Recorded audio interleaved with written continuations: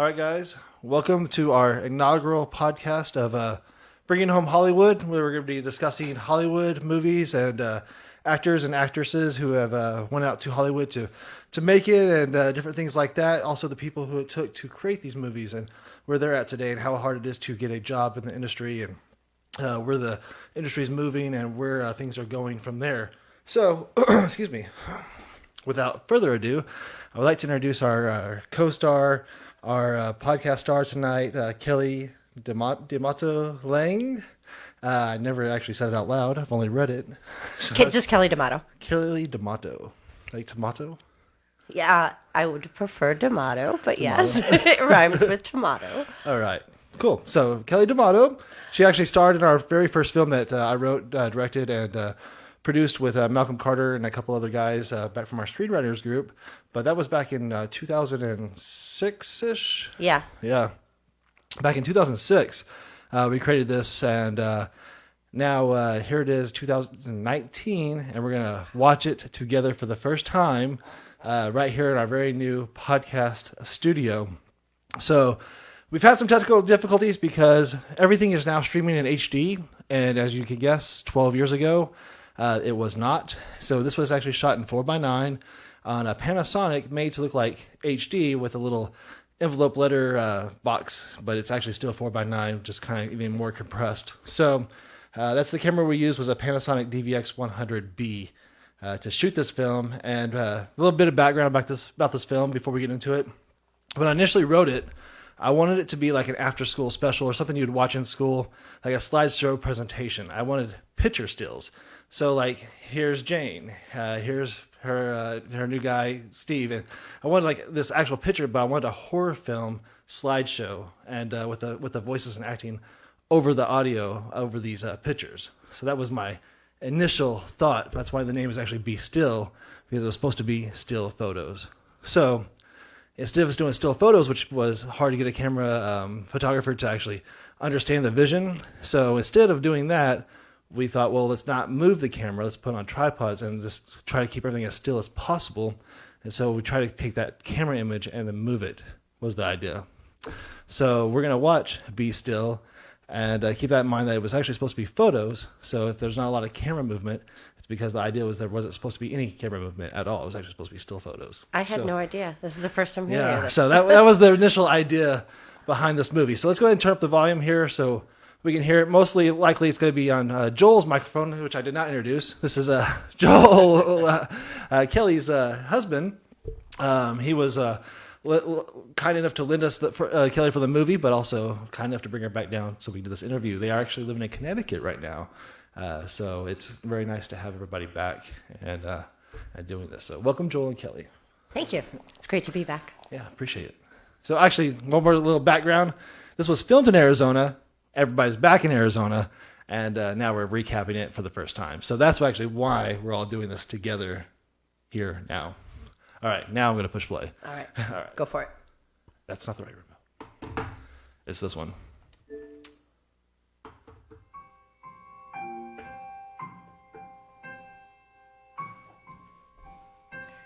Where did the name Mellow Monkey come from? So my Chinese sign is a monkey, and I smoke a lot of weed.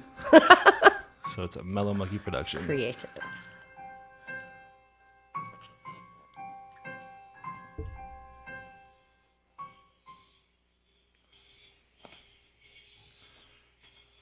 How many times did that lock fall off? More than I can remember. Oh, the nurse's outfit. I forgot about the nurse's outfit. It's Halloween night. Nothing's still a lot of parties? Twice a year. Let me get rid of this stuff for me.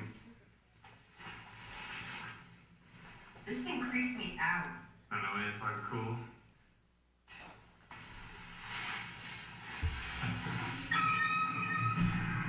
So yeah, you got a bathroom? Right through there. I'll grab us a couple of beers. Sounds cool. That was me attempting to be sexy right there.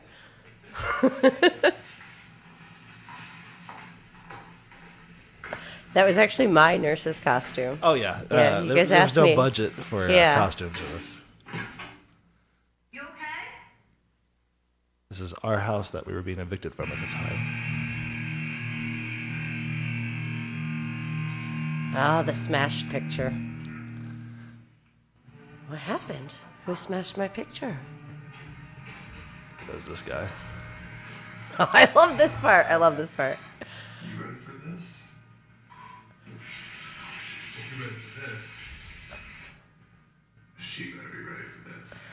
I like how you used all the different takes. Oh, there was actually a lot more. Really? Yeah, there's quite a few. Yeah, he had fun with this. I have a lot of An this. eyebrow move in here somewhere. Are you ready for me? I think he does.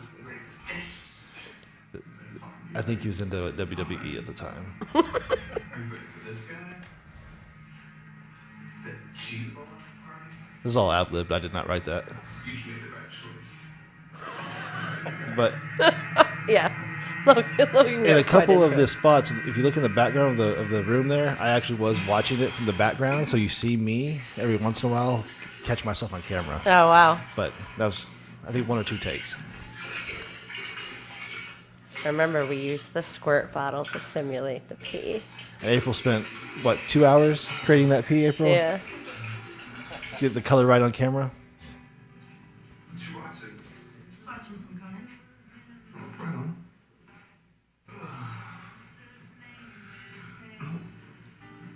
We started off with 2 full beers. That's all I had in the fridge. Do you remember you actually were like, oh, should we dump them out and put water? And I was like, no, I want the beer. So this is a real beer that they are drinking. Yeah, we were drinking real beer. But your glory moment is coming. Leave a message. Well, not this part. I'm sure it's gloriful. You doing okay over there, Joel? That was the actual editor's choice. We had other takes, but Wow. My boss never calls to make sure that I got home all right. Don't worry about it. I feel gross. I'm gonna hop in the shower real quick. Yeah, this is me. So I'm chugging down a real beer. You can see it. I chugged the entire beer right here. You wanna watch a movie while I'm done? Whatever. DVD player's in my room. All right then. now let's do another take, but now we have to do with water.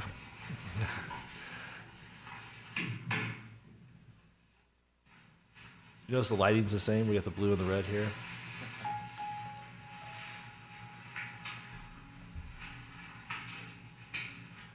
You guys did a really good job here of like zooming in before we got too exposed. Yeah, we this is the only camera movement in the film was this right here. But I think it might be some later, but that was the first.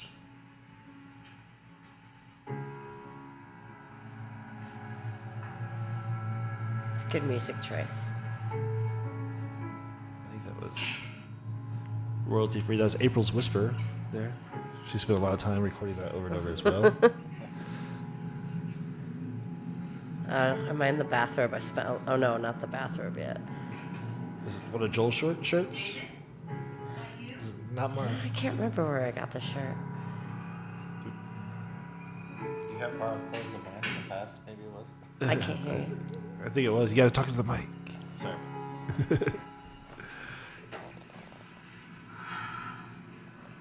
Ew. The hell? That's good writing.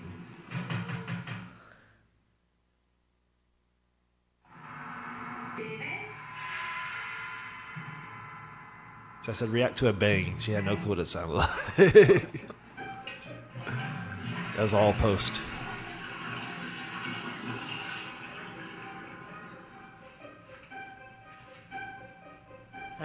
This is like the reminded me a little bit of the scene in Psycho. Yeah, there's some different tones here. You'll see Halloween, Psycho.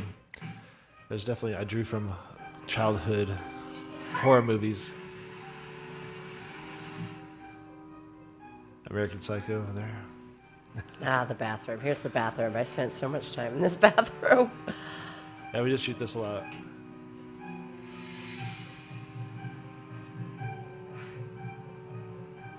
You don't need to buy the big one. All you need is a little sausage. Now that's good writing. Just one more sack. I had fun saying that line. That's the actual outfit I'm gonna wear. Lucky boy.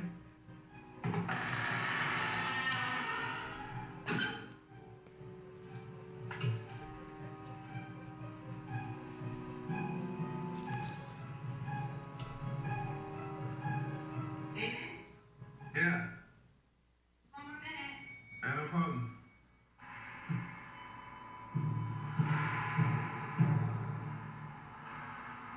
So if it wasn't him, or was it? Suspense is killing me. Candy doesn't know what's going on. Lock that door, though. This guy's creepy as hell. Drinking water beer.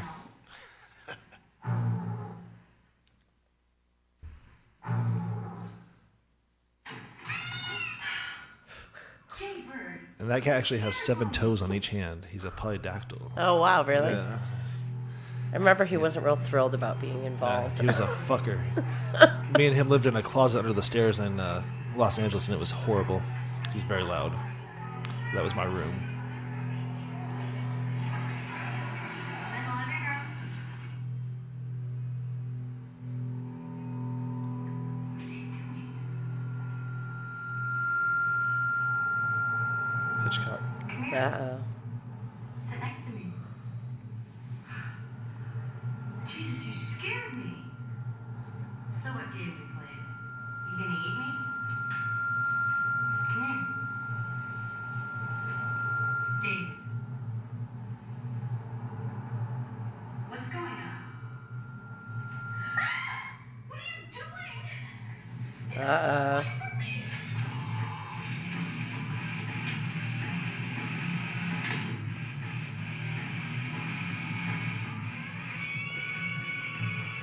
Crazy boyfriend's coming after her.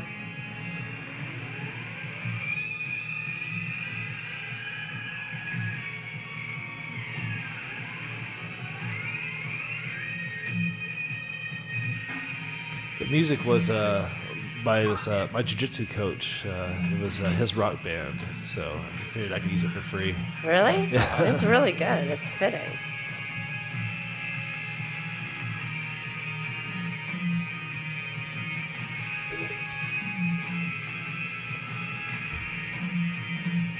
I remember. Yes. I still have those gloves. I just used them to move. Really? Yeah, I just found them. I remember hiding under here for quite a little while. I actually hid as if I was hiding from someone. I tried to bury myself. Method. Yeah. Sick son of a bitch! The first take of the show, put a hole in my wall. Oh yeah. First shot of the whole thing Yeah. ever. That wasn't comfortable.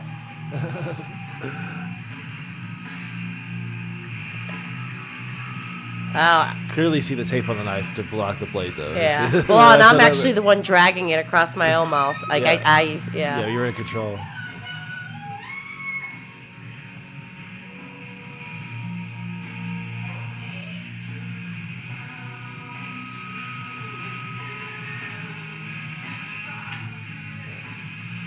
Oh, there you go. Come on, girl, get away. Run! Always. Every time. Look at those cuts. So clean. What are you gonna do? What are you going for? Shoot. The real Smith & Wesson 45. Pro gun, Arizona. Really? I had a real gun in my hand? Yeah. Apparently I have held a gun. But actually, she's standing closer to the camera. It's not actually pointing at that. Because I was too tall to actually be there. So that was actually me split with this girl. Yeah. I was taller than her, so we had to re-angle it. Short, tight little skirts. Yeah, she was way shorter than me and you. Yeah. I watch you through my office window. She's like, hopefully she's watching. I tagged her. She would drop Oh, nice. For Tanya. pick it up. I knew I was watching. You're such a fucking She watching. And then you come to the party, looking so fucking hot. I bought you all those drinks because I thought you were into me. And then you leave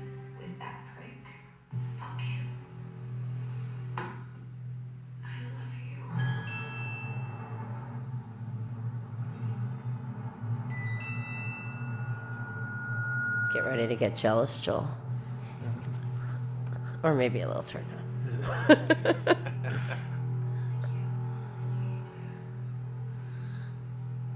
I kissed a girl and I liked it. No reaction. I love you.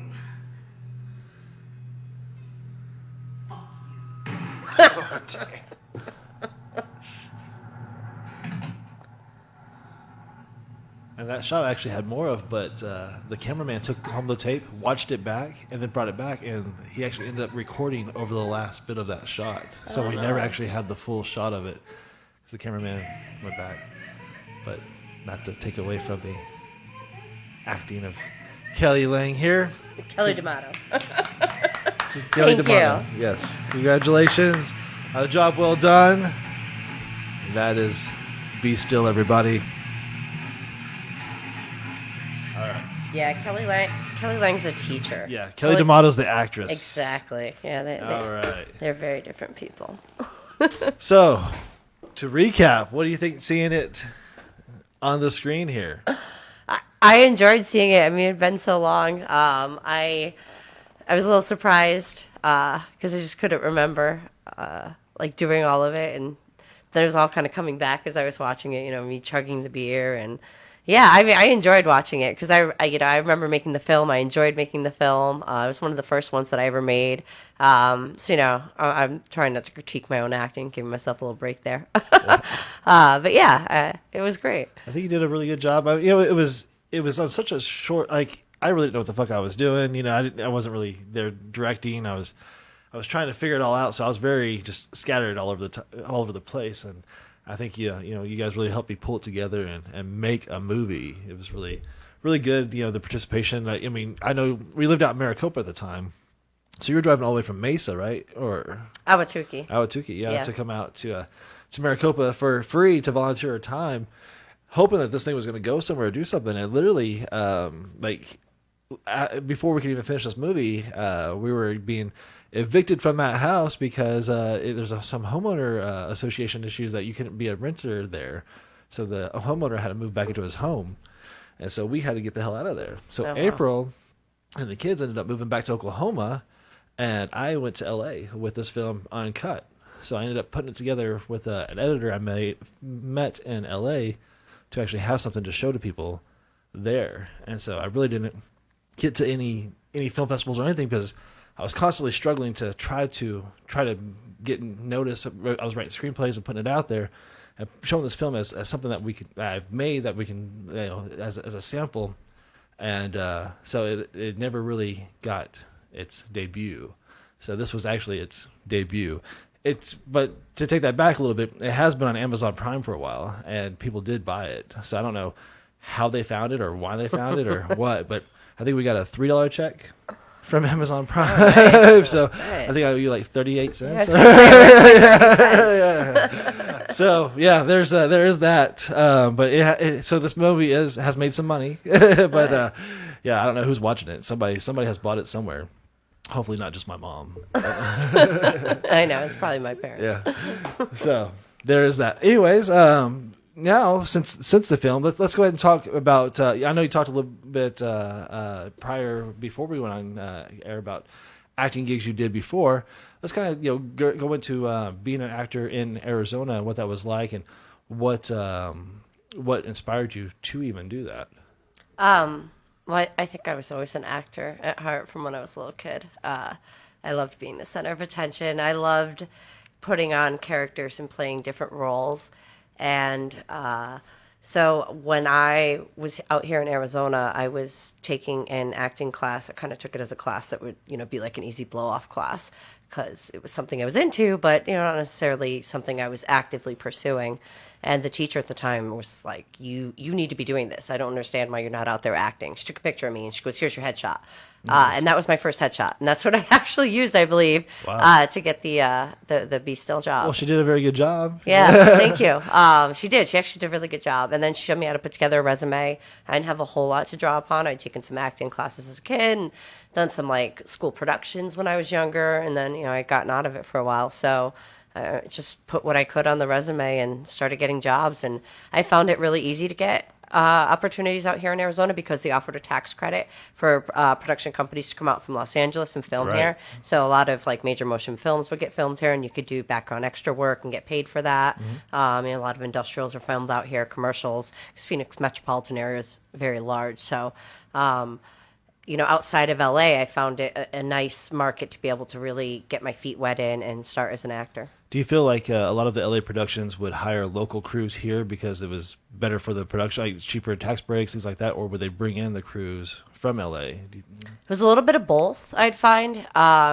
They would have definitely people that they brought in from LA, especially when it came to the cast. But, the crew, they would hire a lot of people that were local. But I think for some of the more major parts, obviously like cinematographer and things like that, they weren't pulling from local talent. They were, getting those people from LA. Like the DGA type? Yeah, exactly. Awesome. But your boomers, your gaffers, things like that, those were local. Right on. Okay, interesting. So auditioning for that first audition, what was that like? Do you remember what it was? Yeah. When I auditioned for you, is that what you're referencing? No, your first audition as an actor.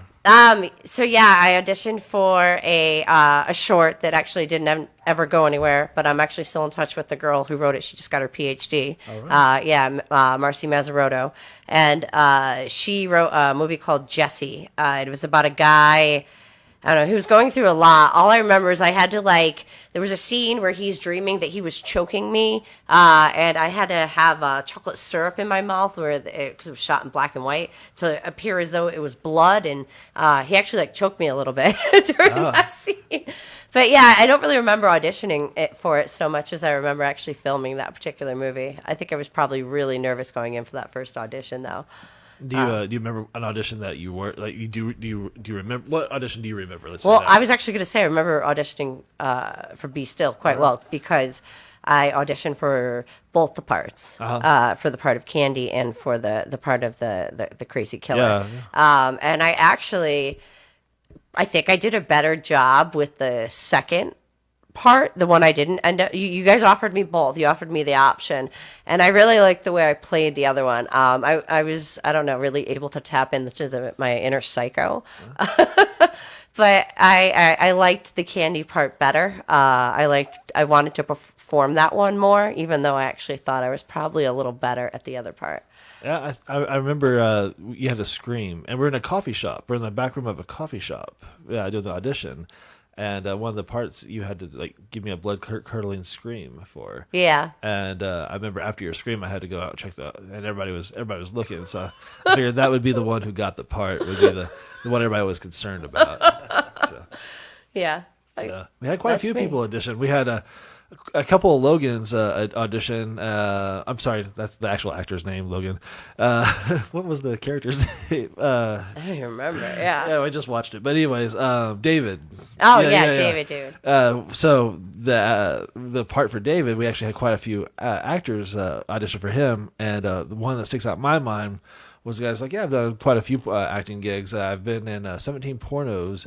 I've done everything from been outside, inside, and I think I've even done a hot tub. He just started going into all of his scenes that he's been in professionally, and so we did not hire the porn star for this film. Is he the one that maybe bought the copies off of Amazon? That's possible. He might make his own videos to those. I don't know. Hopefully not. So yeah, the audition for us. Then after our movie, what did you do anything after that? Yeah, so I went on from there, and I was able to really pursue, I would say, a semi-professional career in acting out here in Arizona.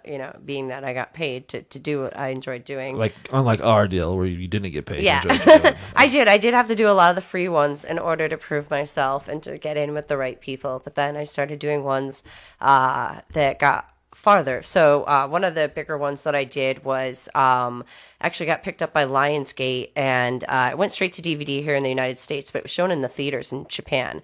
It was a remake of a film called Machined, and so or a sequel to it, and so the sequel was called Reborn, and at the time it was Machined Part 2. It starred David Hayes, who was a local actor who's done quite a bit since, and it was produced by Craig. oh God, I can't think of his last name off the top of my head, but he's done quite a bit around here as well. That film was great. I got to play a part where it wasn't my favorite part to play because I had to play somebody that was really stupid. I don't find that easy to play. But it was a good film to be in, and given that it went so far. Although the only thing I can complain about was during the film, my leg gets cut off, and so in order to make it look like I had no bottom part of my leg, they actually dug a hole in the ground, buried my leg in the hole, and put a prosthetic knee over it. And while they were setting up and doing all the lighting, they made me sit there like that in the 110-degree Arizona sun beating down on me. No umbrella, no nothing. No nothing. While I was buried in the hole, I'm like, can I have some water, please? And so, sometimes people are like acting, they think it's glamorous. So I always love to tell the story of me sitting out there with my leg buried in a hole in 110-degree heat, begging somebody just for a glass of water. Yeah. There's definitely, this is why we need unions, people. Yes, exactly. Right Craig here. McMahon, that's who directed that. Now we remember the abuse. We remember his name. Yeah, all of a sudden it came back, the torture he bestowed on me. That's funny. Yeah, and so I did that. I did a lot of, I was able to be a background extra on some of the films that were filmed out here, like Take Me Out Tonight with Topher Grace and Anna Faris. And then I did a lot of like industrials. I did a commercial for the Phoenix Metro bus. I just whatever I could do. I was definitely a television and film actor. I don't sing, so I didn't do anything theatrical, but I was able to find a lot of different options doing television and film. And then on the side, I was able to do some modeling as well. I'm a little shorter than the average model, so it wasn't my typical gig, but I would get picked up for runway gigs every once in a while as well. Wow, right on. That's a pretty impressive scope of things you've done just in Arizona alone. Yeah, that's awesome. Yeah. So now, after the acting, you went into you got your teaching degree, or did you have that prior to the acting? So as I was doing all the acting while I was in school, first getting my bachelor's and then my master's degree in secondary education. I minored in acting at ASU, and so I was doing a lot of it there. And then I went for my master's degree afterwards to become a teacher. So now that acting career has helped you out as a teacher, you would say? Oh yeah, definitely. I think every teacher needs to take an acting class or an improv class. I use acting all the time in my classroom to engage my students. Not just the voices that I do or the passion that I put into a story that I read. I think it goes beyond that. I think it's knowing that your students are like your audience, and so I can tell when maybe I'm losing them, when I'm not engaging them. And now I need to be more enthusiastic. I need to switch around the lesson. And I feel like I'm able to catch that quicker than some of the other educators. And I don't let students, you have to be engaged in my class because it's like having an audience. You don't want your audience to go to sleep on you. So you don't come in my room and go to sleep. And then I've also, in our school, I've helped out with drama productions. I've performed in our talent show, and every year we do a fashion show and actually train all the models how to walk a runway based on my own runway walks. Yeah. So are the kids are they pretty receptive to it with doing the characters? I know you told me like off camera you were talking about reading the stories and different characters and things like that. So how do the kids respond? And what age groups are you talking to now? So I'm talking about high school students in an urban area. So there might be at first like a little bit of a snicker and oh my God, I can't believe my teacher's like acting like this in front of all of us. But when I show them I have the confidence to continue on and that, go ahead, laugh a little bit, but give me an opportunity to see what I can do. The reception I get is actually really good. And overall, the kids end up enjoying it. And I've actually had students come back and tell me that they've pursued acting based on some of the stuff I've done in class. That's awesome. It made them want to pursue their own interest. So, cool. Yeah, that makes me feel really good. So to the kids out there, do you recommend always going to college and definitely going for it before going to your dreams? Or what do you feel like is the ultimate message out there, or is it just each their own? It is to each their own. I did both at the same time, and that's what worked for me. I had kids, so as much as I wanted to be an actress, unless while I was going to college, I got picked up by some major motion company, I always knew that it was never in the cards for me to go out there and be the next, Angelina Jolie. I guess that's an outdated reference. She just did a movie, I think. Oh, okay, yeah. all right. I think she's back dated. Okay, yeah, all right. So then, all right, that works. Yeah. So I knew, so that's why I say to each his own. Some people, you don't need college. You could go straight into the business, but you've got to be prepared for a lot of years of rejection, a lot of years of hard work, a lot of years of scraping by. But if you're willing to put in the effort, there are a lot of actor friends of mine that are now making a good living at it because they stuck it out and they persisted. So persistence is key. Yes, definitely. Habits of mind, persistence. Right on. Now, since becoming a teacher, you've got the opportunity to travel abroad and whatnot, doing different things for your education. And you were telling me a little bit about that. Can you elaborate a little bit more about that for me? Yeah. So a passion. I teach geography and world cultures is one of I teach social studies, but my main class is geography and world cultures. And I love learning about other cultures and going to other places. And so I'm fortunate as a teacher that I can write grants that will fund travel for me to study about other cultures or to study historical events in other places. So the most recent trip that I went on was to Jordan in the Middle East, which was amazing. I got to study not only Middle Eastern culture, but the confluence of the three monotheistic religions, Islam, Judaism, and Christianity. And I got to visit new world wonder Petra, which was carved by the Nabateans 4,000 years ago. And what was the energy like there? Like, is it like a different type? Like, I know it's an ancient site. So there's like a different like feel to it, or? Yes and no. So it's kind of like, I've never been to the pyramids, but people always say, well, you go to the pyramids, but then right near it is like a restaurant and like a lot of modern things. Right. And that's kind of what I felt at Petra. So it kind of takes away from... It does a little bit. They have something called the Jack Sparrows, and these are guys who actually dress up like Johnny Depp looked in Pirates of the Caribbean, and they wear the eyeliner and everything, and they're there to actually seduce lonely women and take their money. And so like you go to this... How do I get that gig, by the way? That's, I know. Like, I think I might have just found a new career. Like, I can wear some scarves and some eyeliner. You got to do the eyeliner. Yeah. I might be able to do this. Yeah, well, head down to Jordan then. And they just pay you to hang out? It's women... Like, not gigolo, but... There's pretty much a gigolo. Okay, yeah. so... All right. It's these Jordanian gigolos, and lonely women pay them money. But Jack Sparrow's the fantasy. Yes, exactly. All right. And, so it's like, it's a little weird with the Jack Sparrows walking around, but then at the same time, you're walking through, places that are listed in like ancient texts and that have been around for thousands upon thousands of years. So you got Petra, Holy Land, and Jack Sparrow gigolos in the same spot. You do, yes. Okay, so is there like people handing out Torahs? Is there traditional like the name, the word just... hijab, is that what you're thinking of? Yeah. No, there's people walking on the traditional hijab. There's donkeys carrying people around. And the Jack Sparrow gigolos. And Jack Sparrow gigolos, yes. Okay. I am getting a visual now.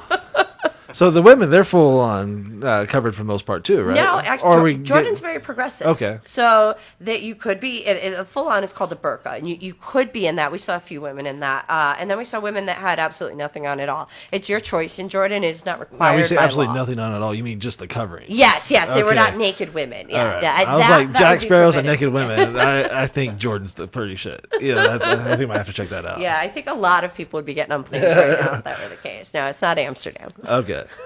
But regularly clothed women and Jack Sparrow gigolos. Yes. Okay. That's true. Now I'm on the same page. Right on. So what else did you see or encounter out there that would... what I encountered was the things that broke stereotypes. I learned to speak a little bit of Arabic, and what I learned how to say, because I've lived in Spain. I speak Spanish. I learned how to say I'm from Spain. I was a little nervous that when I said I'm from America that I might not get the best reception.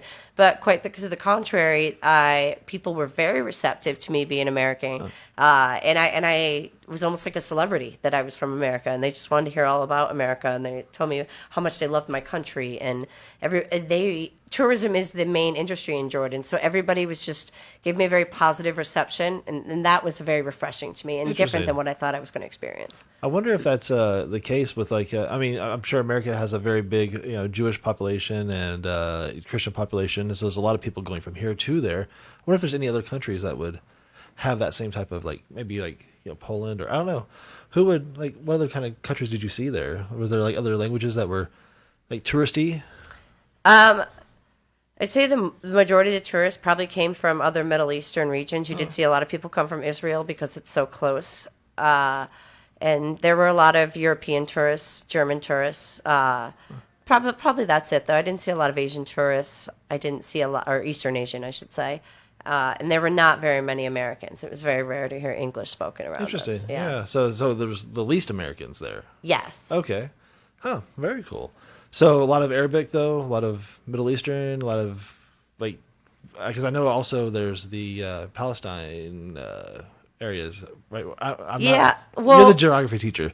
Help me out with the region here. So, I mean, really, it kind of depends on who you ask because the region is Palestine. However, after the end of World War II, that area was controlled by England, and they decided to give some of the territory over to the Jewish people, because, Right. there was this Zionist dream of making the state of Israel, and Great Britain decided they wanted to make that happen for several different reasons. I'm not going to get into the whole history. And so the Israeli people kept moving into the area and kind of declared that Israel, and Great Britain declared it Israel, although it was Palestine to begin with. Right. The way I explain that to my students is imagine if, I came into your house and I said, well, 1,000 years ago, my family used to live here, so get out, because we Yeah. live here now. And so that's kind of what happened. And now, that was back in the it started in the 1940s to the 1960s, and there was, a few different wars over it. So now they're trying to find a way for everybody to peacefully cohabitate. You really can't just kick the Israeli people out, but the Jewish people need their homeland as well. And so that's actually the conflict that goes on there. That's one of the things I teach, and I learned quite a bit about for my Middle Eastern studies. Wow, that's cool. So Jill, do you get to go with her on these trips and experience these different cultures with her, or are you taking care of the homestead? What are your roles in her geography travelings? Sometimes I'm able to go with her on some of the trips. Unfortunately, in the Jordan trip, I was not able to go, Oh, yeah. so it was more of taking care of our daughter and hearing about everything, living vicariously through her, and seeing all the photos on Instagram and following her travels that way. So. Well, you're about to become you're trying to get into the teaching industry now too, right? So hopefully you can start getting some of these grants, start getting some of the technological advances. So you start seeing definitely. some. There's teacher grants available where you can take two different studies and see how they work together, and come up with different types of things. So we've already considered about what we might do. Some joint ventures. Yeah, definitely. That's awesome. So where have you guys been together now? I saw Spain came up, right? Yeah, we lived for 2 years in Spain. She was actually looking for a job here in the U.S. teaching Spanish and ended up finding a job in Spain teaching English. Oh, wow. So So that's kind of the reverse, huh? an interesting coincidence. And she came up to me and she was like, "Oh, what do you think about moving to Spain?" And I was like, "Sounds great, but it's never going to happen. Like, come on, let's talk realistically here." She's like, "No, I'm serious." And I was like, "Whatever, like, sure." But, didn't think it was actually going to happen. And 9 months later, we were living in Spain. Wow. So what'd you find yourself doing out in Spain? Well, so the first year I wasn't able to work there myself, so I was kind of like the homemaker, and I'd walk out the door and go grocery shopping in a country where I barely spoke or understood Right. the language. So Yeah. every day was an adventure, and just kind of explored this city that we lived in. It was the old capital of Spain, Toledo. So that city was over 2,000 years old itself, and Wow. yeah, it was just fun getting lost in the little streets and figuring my way home. That's cool. So did you pick up a lot of the Spanish by the end of the 2 years, or were you still pretty novice? I mean, I understood more, but as far as speaking it, It was pointing.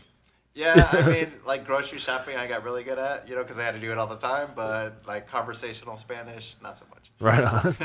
Well, that's cool. Yeah, I think I would be a total fish out of water in that scenario. So now you saw Be Still. Was this your first time seeing it through, or? I've actually seen it before. So yeah, it's been a while, like What- Kelly was saying, but I enjoyed watching it again. What do you think of our directorial debut? I mean, as a first time film director, I know you have an outside opinion, and so I was just curious what your. I mean, like I told her the first time I watched it, I forget that it's like a smaller film with not as many people working on it. I get lost in the story. Oh. I thought the film itself was very interesting and yeah, I mean, I forget that I'm watching just my wife in there. I feel like I'm just watching another That's person cool. in a film, and yeah, so it's not like, I don't know. To me it's another film. It's good quality. it gets my interest. It captivates me. I want to know what's going to happen next. And Well, that's awesome to hear, man. Because honestly, I never heard it from anybody else. It's always been the people who've worked on it to actually who I've heard from. So to hear an outside opinion, that's awesome. yeah, I mean, I've seen a lot of stuff that Kelly's been in, and this is definitely one of my favorite things that she's done. Well, cool, brother. Well, I appreciate that. Thank you very much. Yeah, That's, no problem. that's very cool. So, you guys have been to Spain. You've been to Jordan. Where else has the grants taken you? So another grant I got was called Fun for Teachers, where it's a $5,000 grant per person, where you self-design what you want to learn about. And so I decided I wanted to learn more about the Holocaust and World War II history.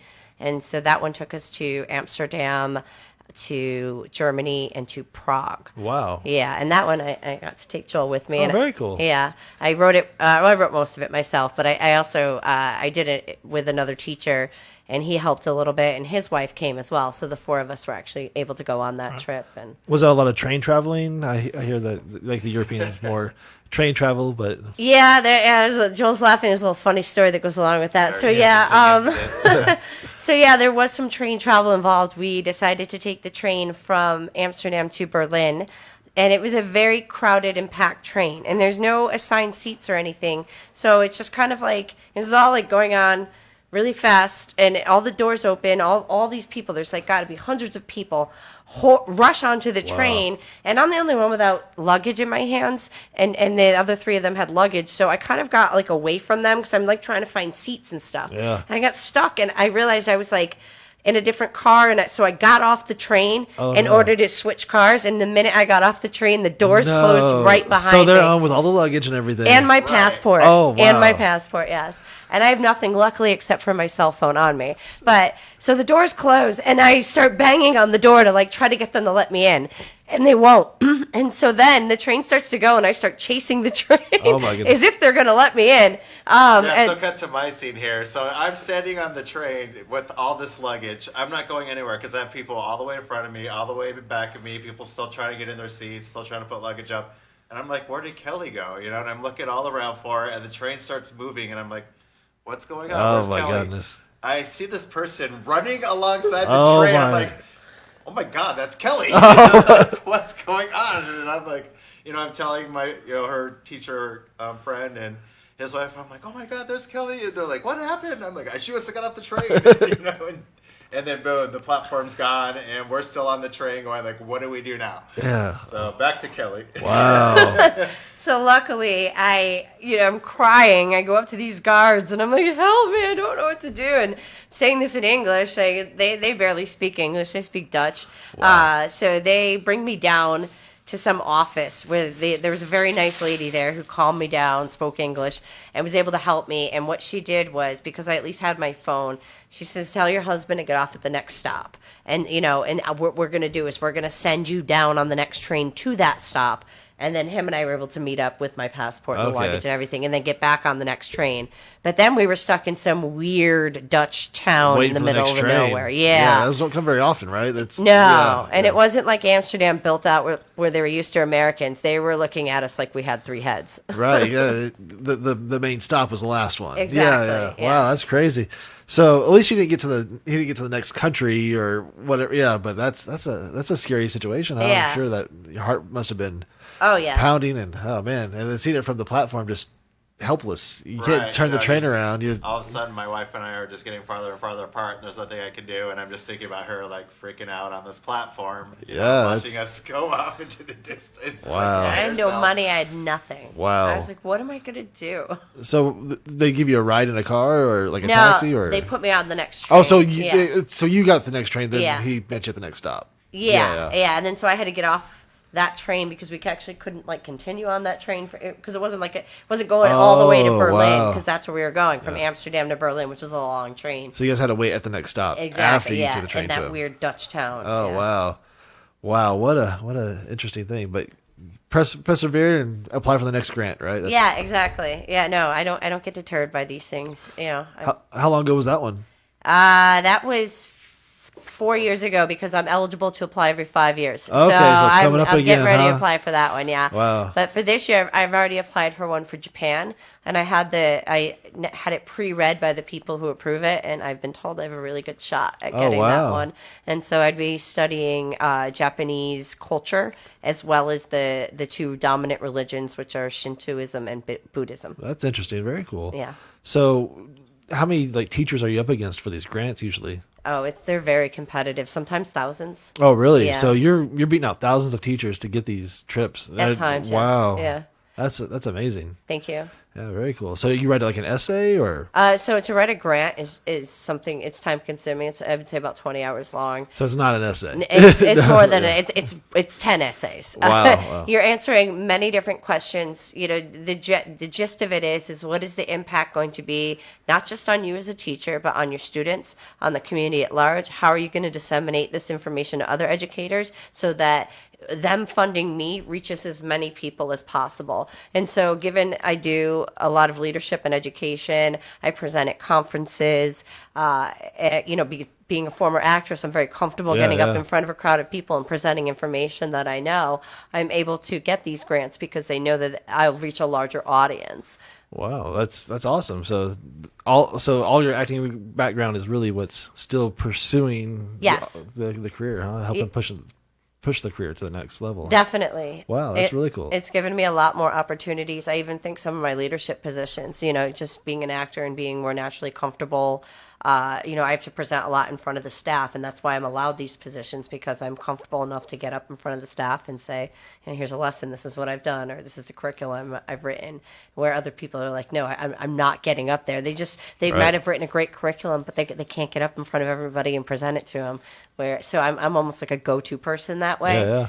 But that gets me a lot of opportunity that I'm willing to do that. So do you have other teachers like slipping you like projects and like, hey, can you mention this to the principal? Like, hey, I get more like the people who coach other teachers asking me like, hey, can you be the one to show everybody how to do this, or can you do that? Yeah. Or and sometimes I get asked to be the one to go to the principal on behalf of the other teachers. Yeah. That has a little bit more to do with the fact that I'm just really blunt and you can I speak curse? your mind. Can I can't swear on this. Can I swear? Yeah, I was gonna say I don't it's think the fucking internet. You just say whatever you want. I don't take shit from people, so like they know like if Kelly's gonna go in there, I'm not gonna take any shit from anyone, and so I'll go to the principal and I'll lay out the demands of the other teachers because I'm a little more assertive that way. Well, wow, that's awesome. I know you said you teach inner city kids too, Yes. so is that kind of the attitude in the classroom as well? Oh fuck yeah. Yeah.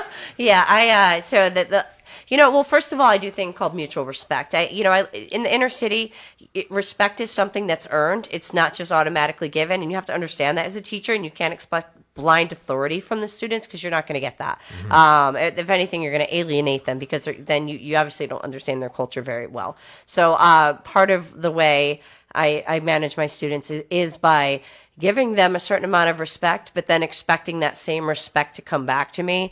And the other way is, I'm kind of a badass in the classroom, and I get some respect for that too. Very cool. Is there any like instances that you want to like talk about that happened at this school that just stand out, like that you had to use your badassery, or sometimes that you were able to deflect a situation that might have gotten worse? I've stopped a lot of fights before they've gotten started. Kids will come to me and they'll tell me when they have a problem with someone, because really they don't want to fight. That's their last resort. So if they know there's somebody they can go to, and like I'll let them sit there and like swear it out in front, because they know that they're not going to fight. But I'm also not going to be like, okay, let's use our proper language. I'm not that teacher. Yeah. If you kids need to like swear it out to like get your words out, but that's what's going to squash the situation and prevent you from actually coming to blows, then swear it out a little bit, and I'll be the one to come and kind of mediate that. And so I think I'm able to stop a lot of fights before they start. I've broken up fights when they have started. I used to be the hair person when I taught middle school, and the hair person, because when women fight, they go for the hair. Right. So the two male teachers would go on each end and like try to pull them apart, but somebody would have to untangle their hair in the middle and separate their hands from the hair, and that just would be me. gripped in, huh? Yeah, and so I'd have to go in and just get the hair out the hand so that they could actually pull the women apart. Just carry a pair of scissors around with you and I know. just start snipping them. That would have been a better idea. Yeah. Teach them all a lesson right there, huh? Yeah, I know. I should have. Yeah, there would be chunks of hair on the ground though after yeah. the fights, like sometimes going all the way. down Wow. the Have you wall, seen some yeah. pretty brutal ones? Yeah, I have, unfortunately. Yeah, I almost like to the point to talk about them Sure. would bother me, like Yeah. because some of the more brutal ones, like I say, like, so I have like almost like PTSD temporarily afterwards. Like I'll tell him they replay in my mind that whole night afterwards, and then even for like days. And so some of those Right. other ones, I have these mental images when you say that. Like just a couple of pictures just entered my head of some really bad ones. So now these kids have to come back to school, though, right? I mean, Yeah, they don't generally get expelled for something like that. I mean, fighting's going to happen in So- the inner city. what happens after they come back? I mean, is there like a tension, or is it pretty much hug it out, or? When I taught at the middle school, at the public school, it was once you fought, it was pretty much squashed. And actually, a lot of times, parents arrange the fights just to. Just to get it squashed. Yeah, huh? So the video would get produced, so you know what Wow, happened. yeah. Yeah. But now I'm at a high school level, and so they're a little bit more about what's called restorative justice. And so restorative justice is making sure that the punishment fits the crime. And so not just to give a consequence, just to give a consequence, making sure it's the right one. So if two kids fought, then they, instead of getting a 10-day suspension, they might say, okay, well, we'd give you like a lesser suspension, but you guys need to come and talk it out, like kind of have a come to Jesus Interesting. moment. And then we would reduce it, but you have to have a real one. You can't come and fake that. And if two people that don't like each other aren't going to like get in cahoots about, oh yeah, let's go fake this together, yeah. So they either come together and they work it out, or they have to serve like a full on Right. suspension. And sometimes it doesn't solve the issue. Sometimes there's been a refight or, a fight, at a park after school instead. You ever have kids like bringing weapons to school or anything like that, or? Yeah, that happens. You But- guys have security. we do have security there, but they don't walk through security. So, kids don't want a weapon in school. And so when other kids Right. find out, they have a tendency to go to a trusted adult. And we find out when the weapons are in the That's school good. and we get them out. Yeah, I mean, obviously these mass shootings and stuff going on like, all the time. I mean, is there a heightened sense of awareness with the teachers now? Is my everybody God, yeah. on edge? Yeah, we have to do lockdown drills. And in my last one, they told me they could see the kids. And so now I'm all freaked out. And I have to make some sort of a plan to hide 23 kids in my room, even though I know that, like, I don't know how I'm going to do this where you're not going to be able to tell that there's a kid in my room. And so, because Wow. the whole thing is, like, and this is pretty much every school in America, you turn off the lights, you pull down the shades, and, and every room does this, and all the kids go to a corner. But in my room, I have some, in social studies, we have larger class sizes sometimes. And so they did the drill in one of my larger classes, and that's the feedback I got. And I've been trying to make some sort of configuration where you can't see the kids, and so far I'm Wow. failing to do so in a larger class. Are there any like types of door stoppers or door locks that they're equipping these doors with now? Or? Yeah, we are supposed to actually get more locks. Like our school, we recently were on a college campus, and the college campus got a grant, a very expensive grant to heighten security across the college campus and Interesting. the schools on it. They get like bulletproof our glass, things like that. Right. And this is stuff that us teachers requested. Like a lot of the feedback came from us and what we wanted, because I'm really nervous about things like that, Mm-hmm. but a little less nervous teaching in the inner city because generally school shootings are done by white males, and I don't teach a lot of white males. You feel a little bit more safe. I do, yeah. I mean, it makes sense. it's not that the they're more shooting- targeted. Yes, Yeah. the shootings are happening, unfortunately, in the streets at night. Right. They're not. Right. They're not happening. That makes Nobody's coming in and shooting up the school. Right. So, with the mass shootings probably not being a direct thing, are the I know you're in a Republican type state, more or less. No, Connecticut's liberal. Oh, is it more liberal? So, But the town I live in is like a Republican pocket of a liberal state. We have. but you live in the capital, right? I No. teach in the capital. Okay. I live right outside. Okay. Yeah. Now I'm trying to place it all. So, would they be more for Army teachers or not Army teachers? What was your personal opinion, or the Sandy town? Hook occurred in Connecticut, which was like one of the biggest school shootings, especially of the little kids. And so Connecticut has more stringent gun laws as far as background checks and Okay. stuff like that. And so somebody who teaches the Second Amendment, I don't think liberals are saying, "Oh, we need to get rid of all guns." Like, I don't believe in getting rid of all guns. I don't think that's realistic, and I understand that would keep them in the hands of the people that are bad. But Connecticut has a lot of ideas on getting rid of certain types of guns and making sure that guns stay out of the wrong hands, and that's something I do think that more states should be on board with, and it makes me feel a little safer that at least in my state we take it a little more seriously. That's good. Very good. Awesome. Now, do you guys have like a officer on campus too, or I know you live on a college campus, so there's campus police already, right? Yes. So not in our school directly, but they're very close. Armed Right. security So- isn't far, and our security system is linked to the Hartford, or actually technically East Hartford, 'cause we're on that side of the river, police department. So they can come in and they can see off of our cameras. They can hear our walkie-talkies. So we feed directly to the police cool. departments. Yeah. So now, do you talk to other teachers from other campuses when you go like on these outings and you meet out? I mean, do they have is this like a common concern like amongst all teachers? I'm sure that there's obviously a common concern, but what's a common solution? I mean, most teachers tend to be a little bit more liberal-minded, and I would say so. It's again not getting rid of the guns, but limiting the type of gun and the availability of guns to people, so that guns are used for what the original intentions, for hunting, for for defense in some cases. But I don't see any reason that anybody needs. Whoopsie, we knew that was going to happen at some point. I don't see any reason that anybody needs a gun that's going to be able to murder, a large amount of people in several seconds. I got you. Yeah, I went to a school where at a time where it was just all starting to happen. Like kids were like bringing pipe bombs and like detonate them in school, and just like stupid, like weird, like it was an error of that kind of stuff happening, like trench coat gangs and that type of stuff. And we started getting like campus security and metal detectors and things. That was 1999. This is 20 years later, and it's pretty much the same solutions. Yeah. That's why I was just wondering if there's anything new coming. Is just watching the kids and praying for the best is. Oh, unfortunately, that's what's new is comes directly from the federal government, and that's the message we're getting is thoughts and prayers. So, wow. As far as I know, nothing new is coming. And I'm you don't want me carrying a gun. I trip and fall all the time in a classroom. Well, we saw your gun work earlier. You're pretty solid shot there. Yeah. Yeah. No, I totally agree that even a licensed hand necessarily isn't the right hands. So, I love to see a solution, but nobody has one. I don't have one, but I was just curious, what the common amongst teachers, if more locks, more security, or what? Yeah, I mean, we're just like, keep us safe. Please, like, stop.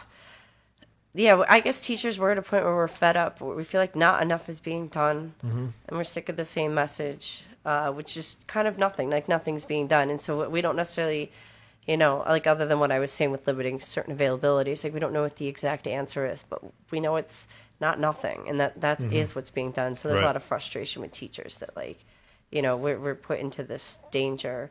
Our students are, even more so, our students are put into this danger. Right. Yeah, it's not all of them. That's the thing. It's you can't punish everybody. And that's the hard fact of it. When you try to come up with a solution, the solution is everybody. Yeah. And when it comes to everybody, not everybody is created equal, unfortunately. So, so on a down note, let's pick it back up from mass shootings and gun security. Let's see if I got some memes here. I don't know. I don't think this is a good one to play during this time. Can you hear that? Do we know what this one is? Oh, God. That's probably the worst. There's my kind of podcast here. Dark humor. I wish I would've met you. Yeah. So we'll just it's a little toasty there. All righty. So I forgot I had this control panel here. I have a lot of cool little buttons, like little John Travolta, wondering what the hell we're talking about here. Yeah, But yeah, we have a full on podcast studio. But when you pull off a nice shot, you got the life glasses coming up. Nice. Oh, there you Wherever go. There we are. I'm not. Yeah, I'm trying to go off the camera and where I put them at. Yeah. So yeah, we have a full on podcast. I do appreciate you guys coming out. April, how long have we been doing this for? We have no clue. 1 hour. So Wow. we've been on the air 1 hour. It's not quite a 3 hour marathon of Joe Rogan babble, but we did get into a lot of interesting topics, and I feel like we covered a lot. I mean, Yeah. we went from world travel to security in schools to acting and being in our first movie. We've even talked about some bringing home Hollywood stuff with being bringing on crews from local talent to leaving them at home in Hollywood. Don't forget the Jack Sparrows. And the Gigolo Jack Sparrows. Yeah. We cannot forget the Gigolo Jack Sparrows. Fatality. All right. Well, cool. All right, guys. Well, I appreciate you coming on. I appreciate everybody tuning in for our first inaugural podcast here with our guests, Kelly and Joel, D'Amato and Lange. D'Amato Lange? Kelly D'Amato and Joel Lange. There we go. So, the professional Lange and the actress D'Amato. Professional actress D'Amato. Yeah. All right, guys. Well, thank you so very much. I appreciate you coming out, and thank you, everybody, for tuning in.